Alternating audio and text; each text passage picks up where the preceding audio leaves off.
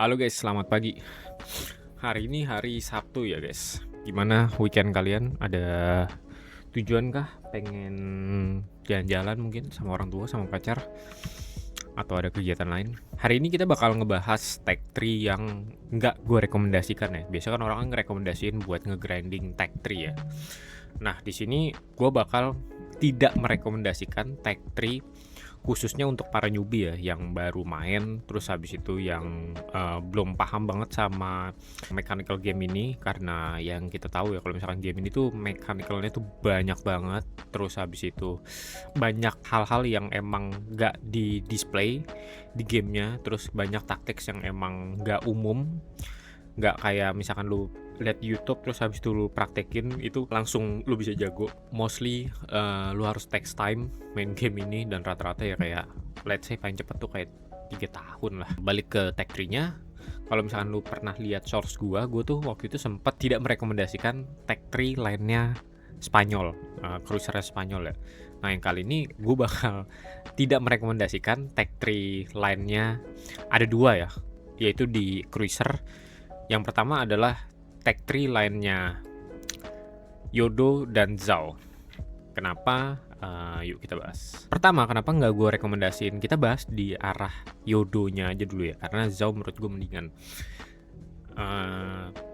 Di tag tree-nya lainnya Yodo, kalau misalkan di sini kalian lihat ya, di sini tuh biasanya kalau misalkan kalian main let's say di tahun 2020 ke atas, misalkan start kalian dari tahun 2020 ke atas ya, biasanya tuh kalian udah dapat dari startnya tuh dari Gokase, yang kayak misalkan kayak sekarang ada tag tree baru biasanya diintroduce tuh dari tier 6, 5 atau enggak 4 tuh kalian biasanya dapat. Nah kalau misalkan dulu tuh start dari 6, 7 sama 8 tuh sebenarnya itu bisa dapat, cuman gue lupa caranya gimana. Gua waktu itu pas banget lagi off, dan akhirnya gue nggak sempat, jadi gue harus ngegrinding semua ini, dan hasilnya adalah hampir mirip kayak neraka guys ya. Jadi kalau misalnya kalian tahu, untuk bagian sebelah kiri di tag tree lainnya Zhao ini adalah tag tree heavy cruisernya Jepang atau IGN. Kalau misalnya di kanan itu adalah tag tree light cruisernya Jepang. Jadi kalau misalnya gue tunjukin di sini, nah ini finalnya ya, lu bisa dapetin di kapalnya. Kalau misalnya secara desain sih gue suka ya, kayak misalkan superstructure-nya nih mirip kayak Atago, cuman kayak ada garis 2 di tengah tuh, gue nggak tahu ini apa. Terus habis itu setup turretnya ada total ada 6 turret, dan per turretnya itu ada 3 barrel. Jadi ini keseluruhan di depan itu ada 9, di belakang itu ada 9. Jadi total ada 18 sel terbang, dan untuk masalah reload time-nya untuk sel sebanyak ini itu lumayan ya, di sekitar 11 detik. Kalau misalkan kalian perhatiin so far, kalau misalkan secara speknya itu initial velocity-nya 930, terus kalibernya CP50, kayak kaliber ukurannya Bremen ya, tapi nggak bisa dibandingin juga sama Bremen. Dan range-nya ini stok, gue pakai reload mode. Ini overall oke ya, torpedonya juga kalau misalkan kalian lihat 15 kilo, terus defense-nya menurut gue sih bagus ya untuk line Jepang yang khusus di sini. Ini adalah salah satu line Jepang yang punya defense yang bagus. Manuvernya juga so-so ya, kecuali turning circle radiusnya emang agak busuk. Jadi rudder shift lu udah mentok, tapi turning circle lu kayak rasanya tuh muter jauh banget itu. Detectionnya juga fairly good ya untuk kapal segede ini. Ini BTW kalau misalnya pas dibawa, ini kapal gede dan panjang dibanding punyanya Zhao. Tapi sebelum lo kesini, sebelum kita bahas di Yodonya, lo harus bertemu sama di Kuma. Oke lah, pain lu bakal start dari Agano guys. Dari Agano tuh ya gak berasa banget lah. Tapi kalau misalkan kayak lo mode ngegrinding dengan mode irit, at least lu kagak beli modul apapun, ya paling lu cuma nge-research hull doang, hull B. Terus habis itu lu nggak nambahin upgrade lainnya kayak misalkan torps, terus habis itu range dan kawan-kawan. Itu tuh painful banget. Di sini lu bisa ngeliat stoknya itu 12,6. Jadi lu terpaksa banget harus maju, dan ketika lu maju, lu tuh nggak punya armor sama sekali, apalagi lu kena uptir. Ketika lu kena uptir, ya kalau misalkan lu nggak dapet range-nya, dan lu misalkan ke-detect dari jauh di luar range lu cuma bisa kabur. Dan hal itu akan repeat sampai lu di Omono. Bahkan kayak di Simanto ya masih oke lah. Cuman bad experience-nya tuh masih sampai di tier 7. Lu bisa bayangin kalau misalkan ketika lu main tier 7 lu ketemu tier 9 yang range-nya bisa ya 2 kalinya lu punya apa tuh range 14 kilo tapi lu apa diincar dari range 20-an, lu nggak bisa ngapa-ngapain dan armor lu Pak, ya ampun. Kapalnya tuh basicnya Omono nih ya lu bisa lihat sendiri ya. Plating depannya tuh 16, di tengah tuh 25. Which is ini bahaya banget plating 25 nih, gua agak benci ya kalau misalkan udah di tier tinggi, mending di coating 16 semua, jadi hitungannya kalau misalkan lu sampai kehantem itu overpen. Tapi kalau misalkan udah kayak gini jadinya shell AP tuh, terutama shell AP ya, itu nge-arm yang mostly pas ngantem kayak gini udah pasti kenanya Citadel. Dan kalau misalkan nanti ada yang nge-spam EC kayak misalkan kayak let's say kelasnya Leon, terus habis itu kelas-kelasnya lainnya Conqueror, itu juga bisa Citadel guys dari manapun. Jadi shit show lah 14,6 di tier 7. Lu gue bakal note saja dari tier 5, 6, 7 itu lu grinding experience-nya mampus banget. Kalau misalkan lu masih tetap memaksa, menurut gue tier 8 gak ada yang membantu menurut gue. Tier 9 gak ada yang membantu menurut gue. Dari tier 5 sampai tier 9 itu hellhole guys, bener-bener parah banget. Dari 5 dan 7 yang bikin parah adalah pertama velocity-nya busuk guys. Jadi senjata lu tuh lu kayak main, misalkan lu pernah main heavy cruiser-nya Amerika atau misalkan light cruiser-nya Amerika, itu sejenis tapi reload time-nya lebih lambat di 11 detik. Lu gak punya reload kayak di sekitar 6 detik kan, gak ada. Sel lu tuh kayak arkingnya begini, bener-bener kayak logo McD ya. And then udah selnya arkingnya begini, ada keuntungannya sih sebenarnya, lu bisa ngelop sel dari antar pulau gitu. Jadi lu misalnya mepet pulau, lu bisa nge-arking. Cuman permasalahannya pas jatuhnya udah di atas, turunnya lama banget, sumpah. Ketika lu sampai tier 8 sampai tier 10 itu better guys, actually itu better. Selnya pas terbang itu cukup flat menurut gua, walaupun nggak se-flat kayak misalkan contoh kapal-kapal lain. Ini agak flat lah, walaupun masih begini ya, masih letter U kebalik. Tapi balik lagi ketika lu udah masuk range, let's say lu di range kilometer 17 atau nggak 18, let's say lu pakai range mode gitu-gitu ya, terus di 20 balik lagi, penyakitnya akan sama kayak tier bawahnya, kayak 7 sampai tier 5, yaitu adalah dropnya lama banget. Jadi feel-nya itu gimana ya, lu ngekernya tuh bener-bener harus presisi banget. Dan entah kenapa di kapal ini ada kemiripan yang gue rasain, kayak lu pernah tahu gak sih kayak misalkan kapal-kapal yang DPM cepet, kalau misalkan lu nembak kadang-kadang selnya itu jatuhnya tuh agak lebih mundur, kayak misalkan selnya tuh fall short lah kalau misalkan bahasa orang luar. Jadi kayak misalkan pas lu nembak, selnya tuh misalkan anggaplah di sini nih, lu nembak, lu keker di superstructure, nah dia jatuhnya di bagian sebelah sini guys. Entah kenapa gue ngerasain kayak gitu. Jadi lu ngekernya terus harus agak tinggi. And then gak sampai situ, ketika lu udah sampai tier atas, ekspektasi lu adalah di senjatanya ini walaupun banyak ya, kerasanya alpha damage-nya. Dan apalagi kalau misalnya lu mikir kayak mungkin mirip-mirip kali kayak Zhao, ternyata enggak guys.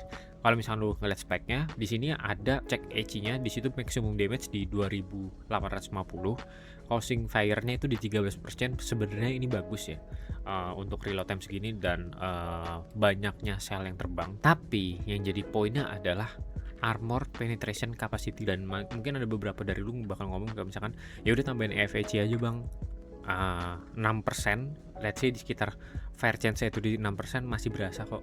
Oke, lu dapat fire chance 6% dan let's say lu bisa ngepen armor 32 yang rata-rata plating cruiser tuh ada di 32 ya, atas depan belakang itu rata-rata di 32. Tapi permasalahannya lu nggak sufficient enough untuk ngepen rata-rata battleship dengan plating 38 guys. Dan yang kayak misalkan plating 38 tuh kayak kapal-kapalnya Amerika ya, itu krusial banget karena menurut gue benchmark yang oke itu lu punya plating 38. Karena kalau misalkan lu pasang di sini nih, dipasang FHC, lo bisa lihat di situ armor penetration capacity-nya tuh di 37 guys. Which mean lu cuma kurang 1 mili, itu impact-nya itu jauh banget. Kayak contoh ya, anggap siapa ya, Vidut lah. Vidut tapi agak keras di tengahnya sih, seingat gue. Nah ini udah pasti lu nggak bakal bisa farming. Ini udah pasti bisa, ujung sama ujung tuh pasti bisa. And then doi, ini udah pasti nggak bisa lu pen. Ini nggak bisa lu pen. Sebelah sini nggak bisa lu pen, paling bagian sininya doang. Dan itu tricky, inget ini Yodo. Bukan doi nggak punya sel yang kenceng buat ngantem pinpoint. Coba kita cek Vincent ya. Vincent tuh kalau nggak salah platingnya rata-rata 32 ya. Nah cek 25, bahkan dia nggak bisa ngepen 40 kayak gitu guys. Jadi cuman ada beberapa bagian parts yang bisa lu pen, dan itu 37 ya. Kalau misalnya kita ngelihat target utama rata-rata orang dibakar yaitu adalah kapal Amerika, kayak misalnya Let's Montana dan kawan-kawan kayak ini. Kita cek ya armor layout tuh guys, cuman kurang 1 mili, which mean ya opsi lu jadi terbatas aja buat nembak, kayak misalkan cruiser atau enggak battleship cuma bow sama sternnya doang kayak gitu. Jadi tembakan lu terbatas banget. Dan ingat ketika lu nembak dengan kapal ini tuh punya turning radius yang lumayan lebar di 930, dan kapalnya itu BTW panjang banget guys. Kerasanya sih kayak biasa aja ya, karena di sini radar shift-nya tuh 7,2, tapi turning circle radius itu di 930, jadi kapal lu tuh udah panjang, terus muternya tuh kayak lebar banget. Nah itu yang bikin masalah, nggak kayak Zhao. Kalau misalkan Zhao lo bisa pakai kapal ini tuh kayak satset gitu, enak aja. Tapi kalau misalkan Yodo lu nggak bisa begitu. Meskipun untuk masalah aspek armor, doi itu menurut gue cukup bagus ya, karena di beberapa gameplay gue ngerasa kapal ini tuh kayak cukup tanky ya. Jadi kayak armornya tuh kayak ngecover Citadel tuh lumayan oke lah menurut gue, asal lu nggak broadside ya. Kalau misalkan broadside ya udahlah, ya itu udah salah lu. Bagian Citadel tuh yang agak tinggi itu cuma di bagian tengah doang ya, bagian superstructure ini itu agak tinggi, tapi selebihnya tuh ya hampir water level, agak naik dikit. Nah tapi kalau misalkan lu kayak angling kayak gini, emang sometimes itu kayak susah banget kena, kecuali misalnya tuh land di sini nih guys. Ini kadang-kadang nangkap Citadel bagian ini, jadi kayak ada bagian miring kayak gini. Nah itu and then biasanya ada juga yang ya udahlah bang, di sini kan direkomendasinya kan build torpedo. Permasalahannya adalah meskipun kalau misalnya lo lihat di sini range torpedonya 15 kilo, lo punya maksimum damage di 23.767, speed dan detection range-nya itu nggak nampung guys. Kayak lo tahu ini type 93, torpedo yang dipakai sama Shima. Kalau di Shima tuh kalau nggak salah tuh 12 kilo ya, type 93 ya. Kalau misalkan Shima tuh kan ada 3 setup, 93, terus yang 20 kilo sama F3 kan. F3 itu yang 8 kilo. Speednya tuh signifikan tapi range-nya pendek. Nah tapi rata-rata torpnya Shima tuh yaitu doi itu detection range-nya tuh jauh banget. Jadi meskipun damage-nya gede, jadi lu kalau misalkan kena satu ya udah hoki aja anggapnya.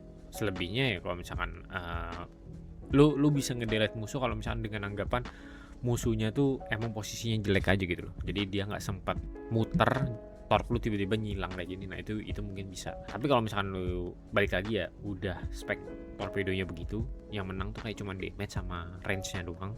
Kalau misalkan ada musuh ngejar ya lu bisa ngetorp dia. Tapi ketika lu make torpedonya juga ya begitulah, lu paham kan. Kalau misalkan IGN cruiser kayak gimana, kalau misalkan lu pasangin torpedo beresiko banget untuk meletus. Itu sih poin-poin yang emang harus dimengerti gitu ya, untuk tactic-nya Yodo. And then kita pindah ke Zhao-nya ya. Ini sorry ya, internet gue kayak agak putus-putus, gue gak tau kenapa. Dan malam ini juga kayaknya jadwalnya Jakarta tuh bakal mati lampu. Kita lanjut ke Zhao-nya. Nah untuk di versi Zhao-nya itu menurut gue agak better ya dibanding Yodo. First untuk masalah grindingnya, Furutaka tuh oke.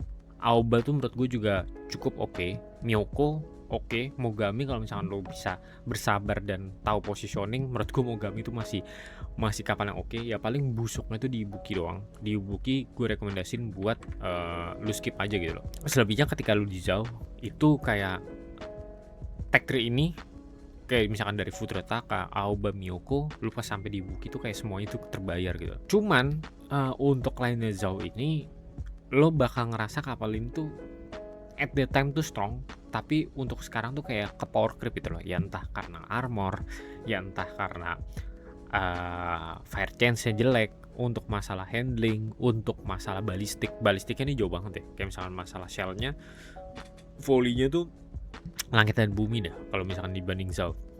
Doi kan misalkan kayak lu hidupin spotter and then lu nge-spam shell dari jauh, itu udah pasti kena guys. Dan kadang-kadang kalau misalkan lu kayak gua nggak tahu ya like mode-nya yang sekarang kayak gimana. Kalau dulu tuh nambahin akurasi dan motong rudder shift lu, jadi gerakan lu tuh bisa bener-bener patah-patah. Nah kalau misalkan sekarang gue nggak tahu kayak gimana lag mode-nya. Nah kalau misalkan lu pakai lag mode-nya, itu tuh pelurunya bener-bener bisa jadi titik, dan lu bisa ngecitadel battleship dari jarak jauh. Itu dulu ya, gue nggak tahu sekarang kayak gimana. Tapi at least kalau misalkan lu nggak pakai lag mode pun, kapal ini tuh udah enak, basicnya udah enak. Kayak misalkan concealment-nya bagus, manuvernya bagus, rudder shift-nya oke, turning circle-nya oke, speed-nya ya so-so lah 36. Paling busuknya tuh di AA defense, dan ya balik lagi Citadelnya tuh agak trolly ya. Di line cruisernya Jepang nih rata-rata Citadelnya trolly gitu. Kayak misalkan kadang-kadang lu ekspektasinya ke Citadel nih, ternyata enggak. Dan ketika lu bilang paling gak ke Citadel, ternyata Devas lo ya gitu lah. Torpnya menurut gua hampir sama ya, cuman dengan speed lebih oke di 67. Kalau misalkan tadi kan si Yodo tuh di 60 ya, damage-nya sama tapi range-nya tuh di 12, sedangkan tadi Yodo tuh 15 ya.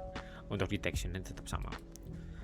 Overall kalau misalkan lo emang ngebet banget pengen grinding tech tree-nya cruisernya Jepang, gue bisa saranin lo ambil aja Zhao. Gue nggak tahu nih Yodo dari awal keluar sampai sekarang menurut gue kondisinya masih naas ya. Dan kenapa gue ngerekomendasiin Zhao ya, balik lagi kayak tadi poin gue, torpedonya masih bisa kepake, main battery-nya oke, fire chance-nya juga masih oke. Tapi ya untuk sekarang emang Zhao tuh menurut gue ya tier lumayan, gue bisa bilang tech 3 cruiser yang masih available. Gue bisa bilang ini kapal cukup lemah sih. Gue nggak tahu kalau misalnya dibanding sama Henry kayak gimana, tapi Zhao sendiri kalau misalkan ada CV aja, karena bread and butternya sebenarnya tuh kalau misalkan zaman dulu itu di concealment-nya.